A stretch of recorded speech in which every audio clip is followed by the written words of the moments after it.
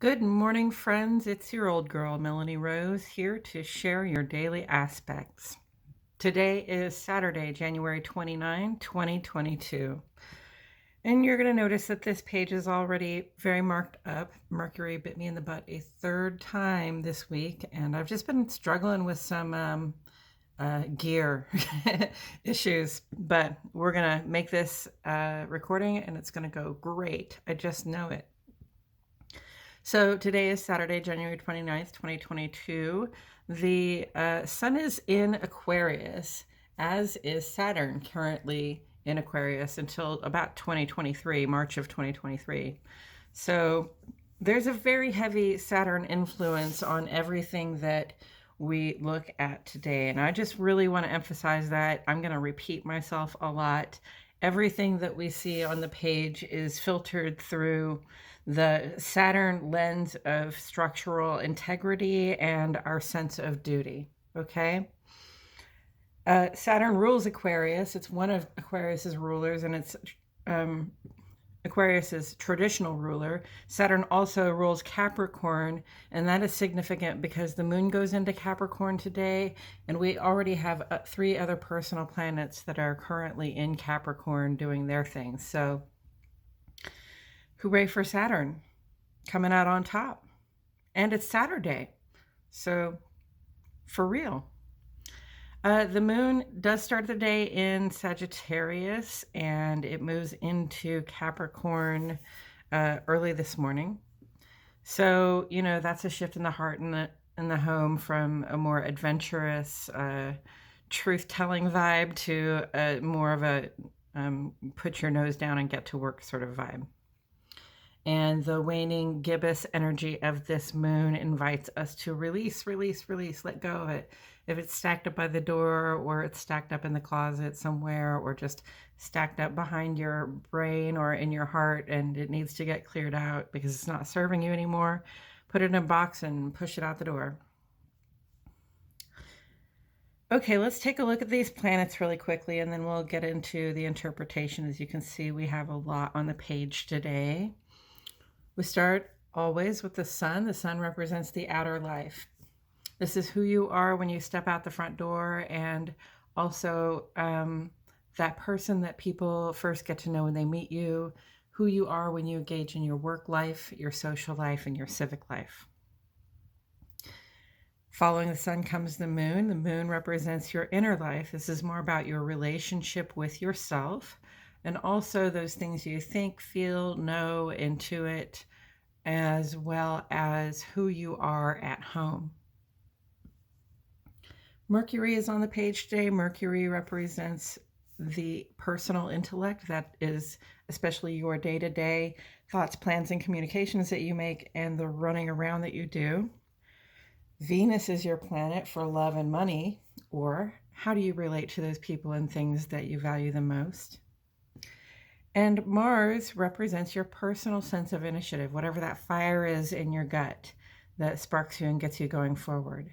And you'll see that I have these all marked up and pointing to the Capricorn symbol. The moon is in Capricorn, Mercury is in Capricorn, Venus is in Capricorn, Mars is in Capricorn. Capricorn is ruled by Saturn, okay?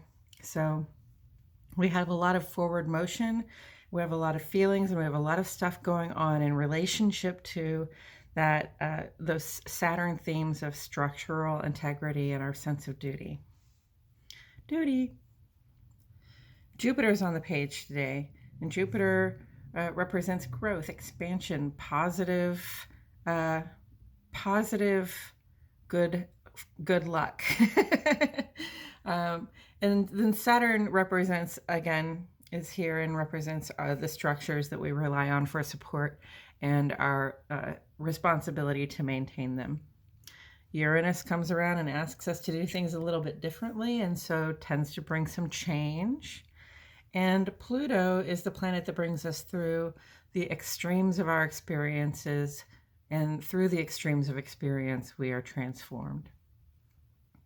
And Chiron is not a planet, it's an asteroid, and it represents your healing, especially your personal capacity to heal, and what you are working on healing in this life. Okay, there are plenty of aspect energies down here too, but we're just going to get into the aspects themselves and we'll talk about them as we go. As you can see, the page is divided into two columns, one for each of our luminaries.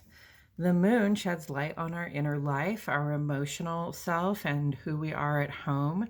It has really brief aspects and transits, and they mostly have an impact on your moods and feelings, that part of that sort of internal experience. So we keep them all over here on the moon side. On the sun side, sun sheds light on your outer life. That's your work life, your civic and social life. And so I address the sun and all the other planets aspects on this side because they take longer and they have more to do with what goes on in your outer life, how you interact with other people.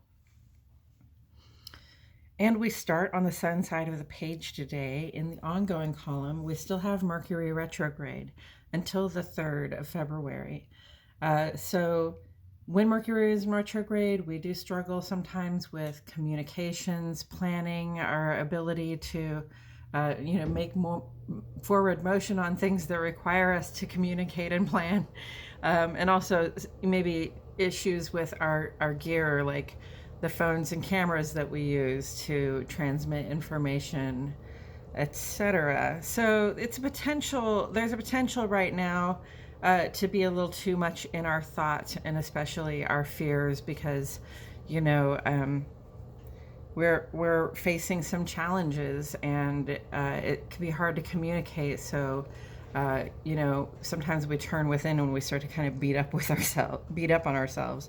Conversations with the self should not be abusive and they should not make matters worse. Okay, so if you're in a conversation with yourself where you're beating up on yourself or you're not feeling any better no matter how you look at a situation, it's time to back up off of that particular facet of your being and apply your consideration elsewhere, to somewhere where you can help yourself, if at all possible. Also in the ongoing column, we have Mercury conjunct Pluto. And we're going to be dealing with this through about the 12th. That's when the 10th is when it goes conjunct again. And they're going to go conjunct so quickly back to back because Mercury is in retrograde now. It's going to go direct and then it's going to conjunct Pluto again. And these are both planets that are in Capricorn. So they are ruled by Saturn.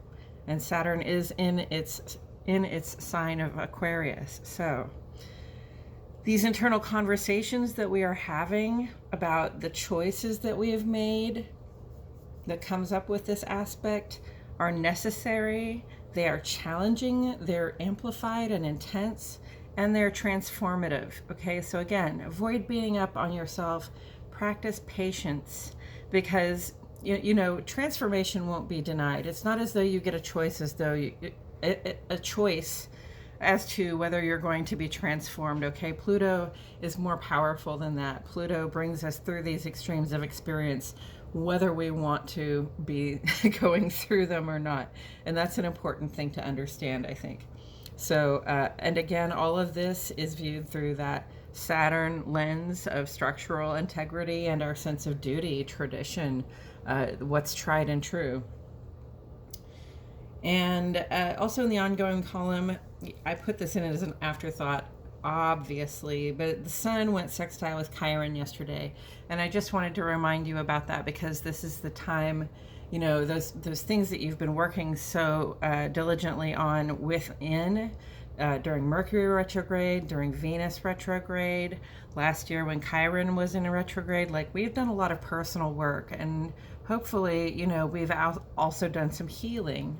So whatever it is that you have learned, whatever it is that you've mended within yourself, it's time to start letting that part of yourself shine. Share your gifts, the gifts you've discovered, with the rest of us so that we can appreciate them too and get the benefit of your healing. And then today at 2:46 in the morning, Venus goes direct. Yay! So at this point, we've been in this mode for the past 6 weeks. Thank goodness this only comes up every 18 months. We've been in this mode for the past 6 weeks where we're having to look at our own behavior and how we approach our relationships. And we've been having to look at, our relationships to the people that we love and the people that we work with and the work that we do and all of that stuff.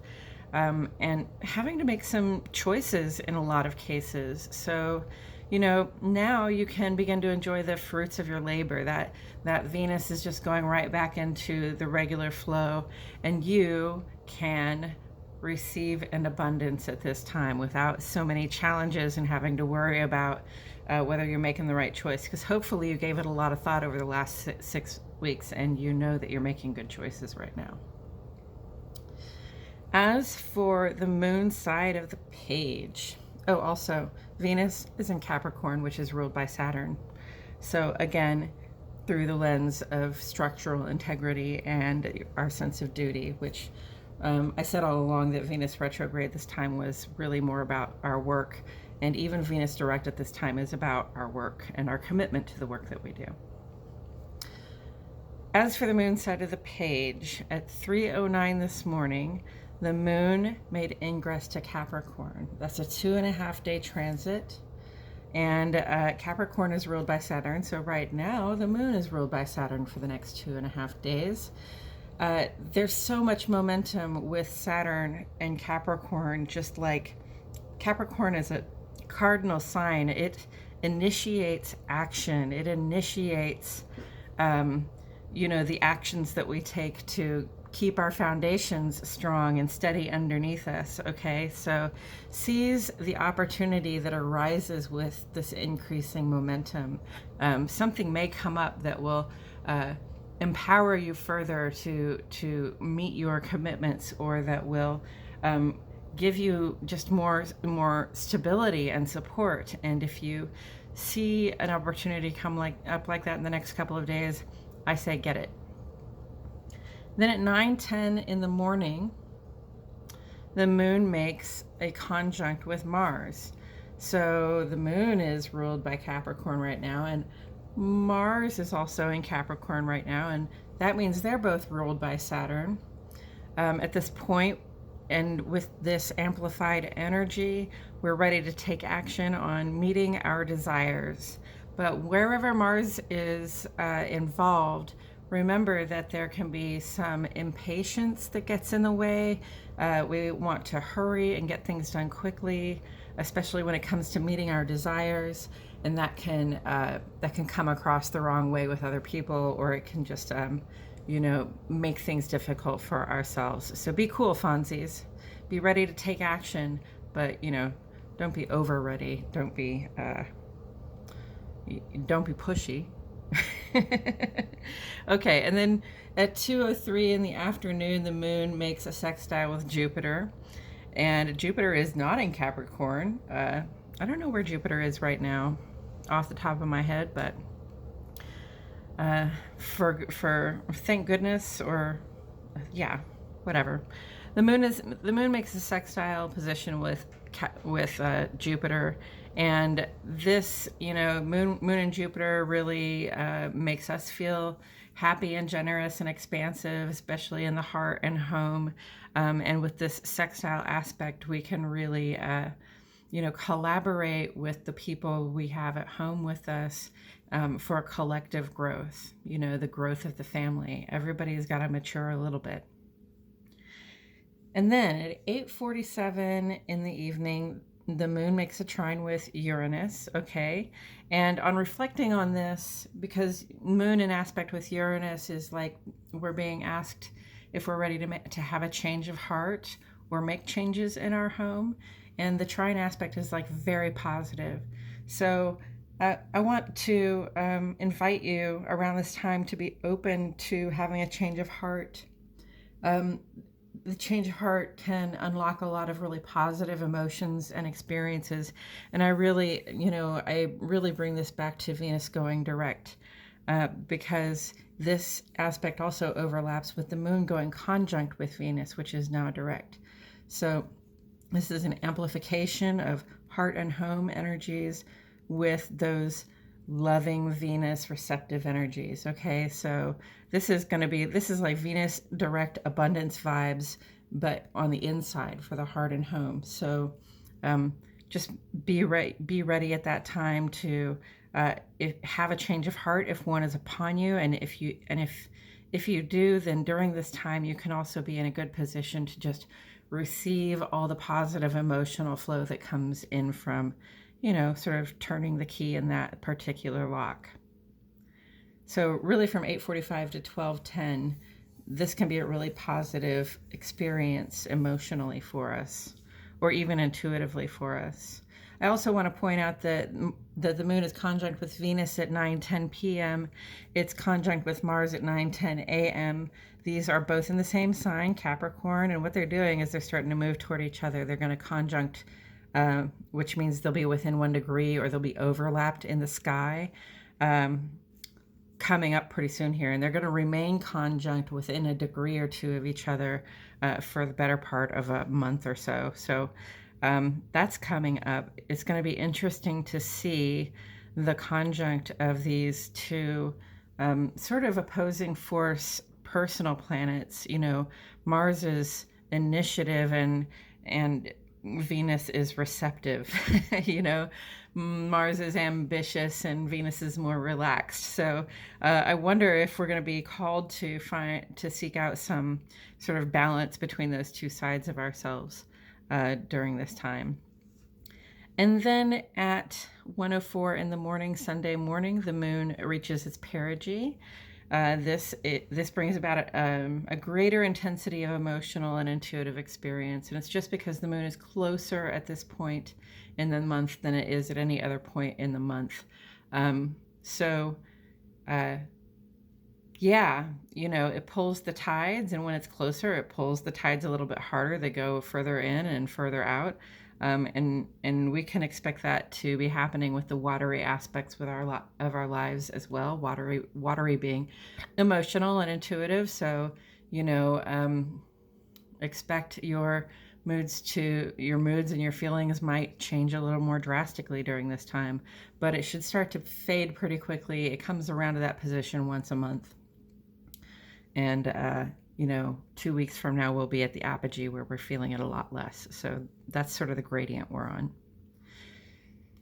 Okay, as for tomorrow, the sun is going to make a square with Uranus. So that's the outer life, ourselves and our outer lives, in a challenging position with the desire or the call to do things differently. And we'll talk about that tomorrow.